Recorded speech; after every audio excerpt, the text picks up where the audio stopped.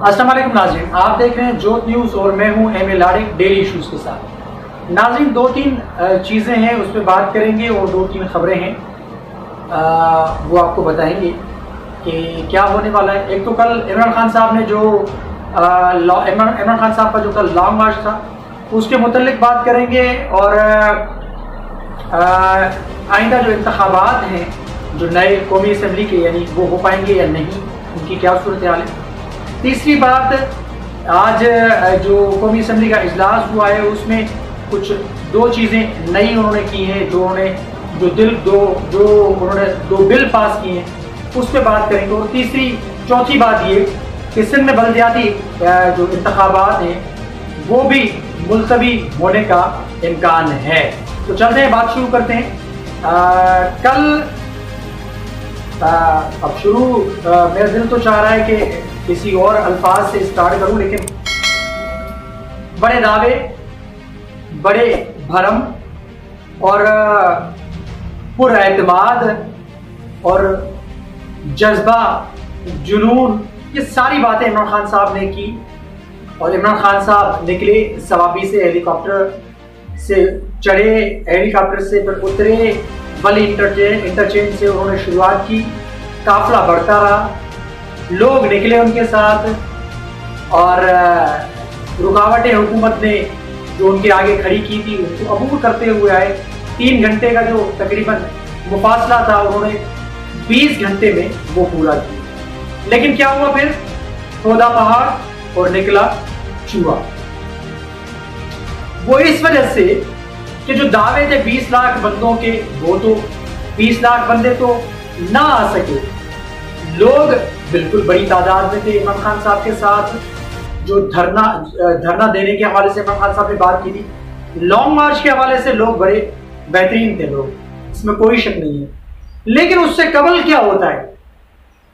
अभी इमरान खान साहब ने अपना लॉन्ग मार्च स्टार्ट ही नहीं किया था, जिसको नाम दिया गया था हकीकी आजादी मार्च।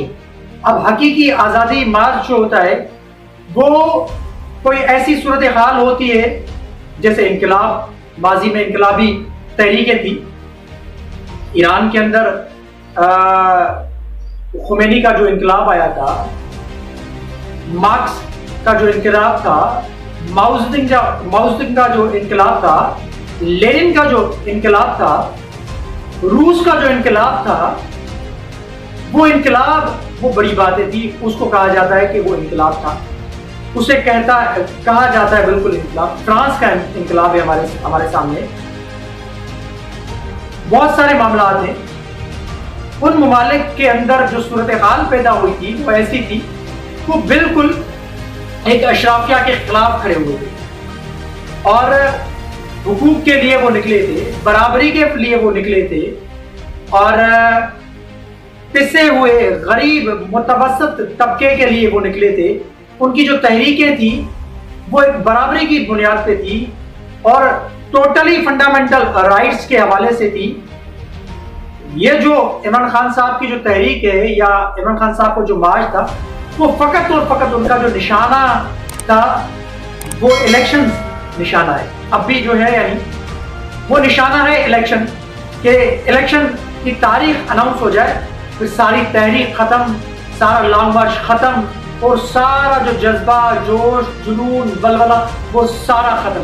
यानी उनको सिर्फ चाहिए एक इलेक्शन की डेट। अब वो इलेक्शन की डेट वो जो मुख्तदर हल्के हैं, जो ताकतवर हल्के हैं, वो कह रहे हैं कि वो हुकूमत पे प्रेशर डाल के वो नए इलेक्शन का ऐलान करवाएं।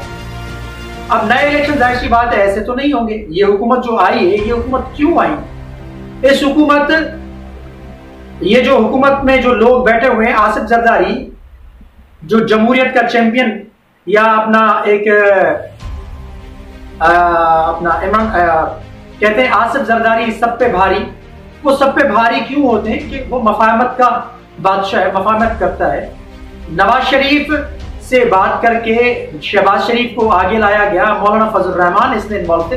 वो आए थे इस वजह से नेब के खिलाफ उन्होंने एक बिल पास करना था, नेब के कवानीन में एक यानी चेंजिंग करनी थी, इलेक्शन रिफॉर्म्स उन्होंने लाने थे और उन्होंने अपना जो बाकी सारे मामला हैं उनके हवाले से वो उन्होंने रिफॉर्म्स लाने थे, वो इस तरह से उन्होंने ये हुकूमत ली। आसिफ जरदारी ने देखिए, आपको याद होगा जब बिलावल भुट्टो जरदारी ने मार्च किया था इस्लामाबाद की जानिब, तो उस वक्त अभी तहरीक अदम एतमाद पेश नहीं हुई थी।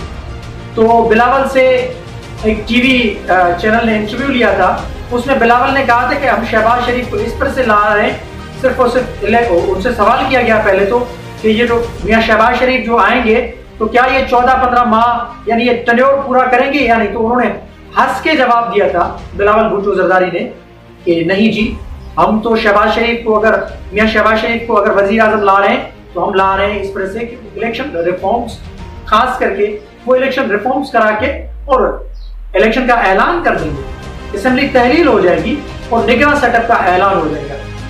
वही बात है, अब भी पीपल्स पार्टी चाह रही है कि इलेक्शन रिफॉर्म्स हो जाए, इलेक्शन रिफॉर्म्स हो जाएंगे तो उसके बाद इलेक्शन का ऐलान भी हो जाएगा और असेंबली तहलील हो जाएगी।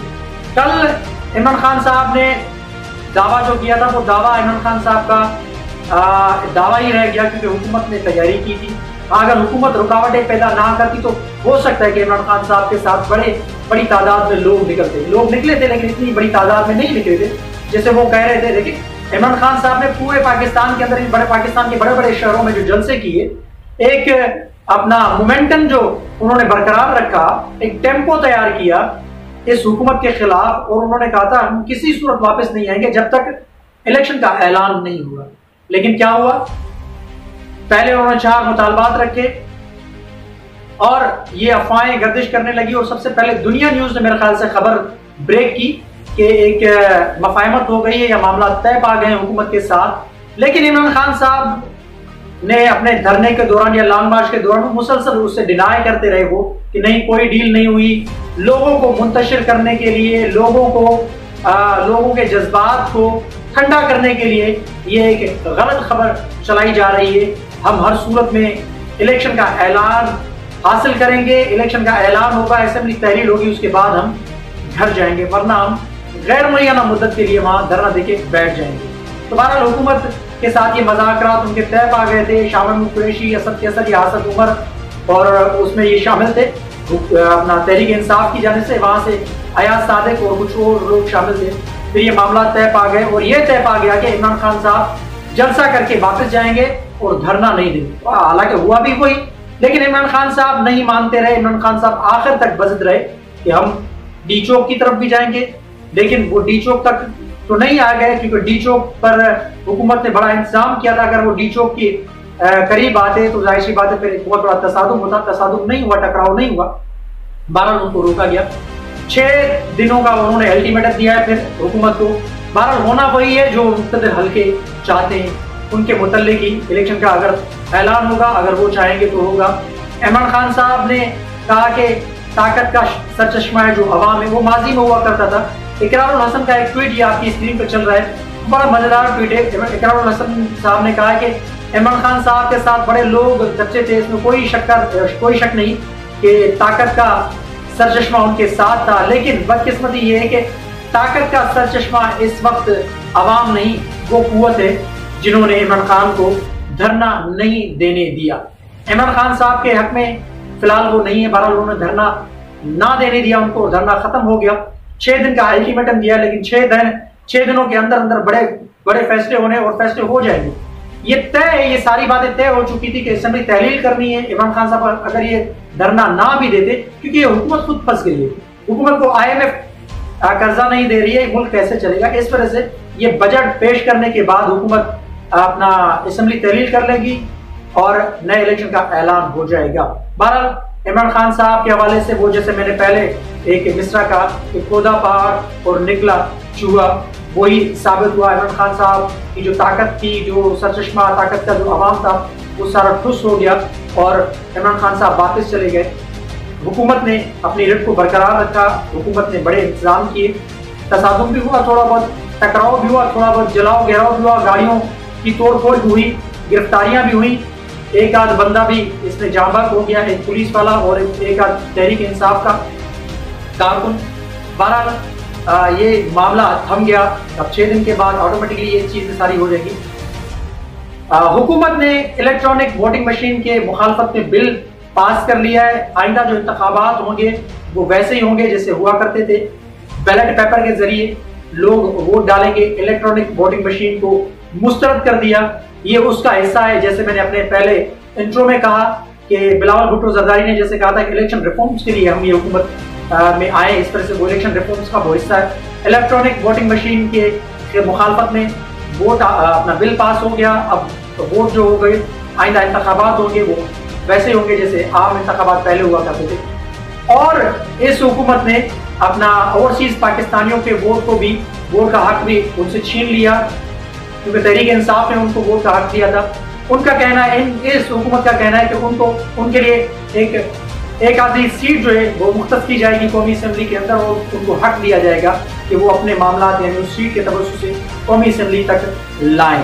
बहरहाल ये सारा मामला हो गया, हुकूमत ने अपने बिल भी पास कर लिए और धरना इमरान खान साहब का भी नहीं हुआ।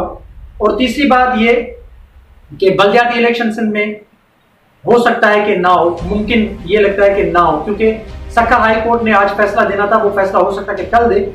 सक्कर हाई कोर्ट के जो दो जजेस की बेंच थी, उसमें उन्होंने अपना बरहमी का इजहार किया है इलेक्शन कमीशन के नुमाइंदे के सामने, और उसको रोस्टरों से हटा दिया। और सिंध का जो यानी अटॉर्नी जनरल है, उसको कहा गया कि आप बताएं क्या। उन्होंने कहा कि हम तो कहते हुए आ रहे हैं कि इलेक्शन कमीशन ने जो हल्का बंदियां जो तय की वो गलत की हैं। बहरहाल हल्का बंदियों के मुतल्लिक इलेक्शन कमीशन के ऊपर सक्कर हाई कोर्ट ने बरहमी का इजहार किया है, और मुमकिन है कि बल्दियाती इंतखाबात सिंध के अंदर जो होने वाले वो ना हो। पहला मरहला तो तय हो चुका है, दूसरे मरहले का भी आज ऐलान हो चुका है। दूसरे मरहले में कराची हैदराबाद डिवीजन है, उसमें ठट्ठा भी शामिल है, तो उसमें दूसरे मरहले का जो आज नोटिफिकेशन जारी हुआ है। बहरहाल मुझे नहीं लगता कि बल्दियाती इलेक्शन सिंध में हो पाएंगे, क्योंकि एक तो ये सक्कर हाई कोर्ट का कल का फैसला मुमकिन नहीं आ जाए कि इलेक्शन के हवाले से जो नई हल्का बंदियां हैं वो कराई जाए, उसके बाद फिर हो सकता है कि बल्दियाती इलेक्शन हो। और दूसरी बात ये कि जो मरकजी जो इलेक्शन है यानी कौमी असम्बली का इलेक्शन है, वो भी मुमकिन है कि असम्बली तहलील हो जाए और अपना जनरल इलेक्शन का ऐलान हो जाए। तो इस वजह से भी बल्दियाती इलेक्शन पोस्टपोन हो सकते हैं। तो ये सारी चीजें आपके सामने रखी हैं, बल्दियाती इलेक्शन के हवाले से भी और कौमी असम्बली के भी हवाले से भी। और जो ईवीएम का जो मामला है उसके हवाले से, ईवीएम मशीन का जो वोटिंग मशीन का जो मामला था, उसके खिलाफ इस हुकूमत ने बिल पास कर लिया है। ओवरसीज के खिलाफ भी उन्होंने बिल पास कर लिया है। और अपना इमरान खान साहब के धरने के मुताबिक भी आपसे जो बात की वो आपके सामने सारी चीजें रखी है। देखिए, फिर मैं कहूँगा कि बदकिस्मत ये इस मुल्क के अंदर ताकत का स्तर चश्मा अवाम नहीं, वो तीसरी कुव्वत है। जब वो चाहेगी तो इलेक्शन होगा, अगर वो चाहेगी इन 6 दिनों के अंदर अंदर तो इलेक्शन का ऐलान हो जाएगा, अदरवाइज इलेक्शन नहीं होंगे और जैसे के तैसे ये मामला चले। पाकिस्तान है, पाकिस्तान में कुछ भी हो सकता है। तो कमेंट सेक्शन में अपनी राय का इजहार जरूर कीजिएगा। तब तक के लिए अल्लाह हाफिज।